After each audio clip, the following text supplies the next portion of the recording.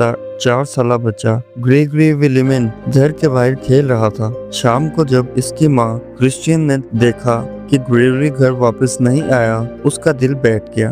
उसने फौरन पुलिस को फोन किया, लेकिन कुछ देर बाद एक फोन कॉल ने सब कुछ बदल दिया। फोन करने वाला कह रहा था, मैंने ग्रेगरी को मार दिया, वो लोगने नदी में है। पुलिस भागती हुई नदी की तरफ बढ़ी और वाकई नदी से ग्रेगरी की लाश बरामद होती है। इसके हाथ और पांव बंधे हुए थे और इसका छोटा सा जिस्म ठंडे पानी में तैर रहा था। ये कत्ल अचानक नहीं हुआ था। ग्रेगरी के वालिदैन को पिछले 3 साल से मुसलसल धमकियां, फोन कॉल्स और खतूत मौसूल हो रहे थे। फोन करने वाला शख्स खुद को लिकोर्ब्यू यानी कौवा कहता था। वो कहता, मैं तुम्हें बर्बाद कर दूंगा, तुम्हारा बेटा मरेगा, तुम्हारी जिंदगी जहन्नुम बन जाएगी। पुलिस ने इस पुरसरार शख्स को तलाश करने की बहुत कोशिश की, लेकिन वो हर बार बच निकलता। चंद हफ्ते बाद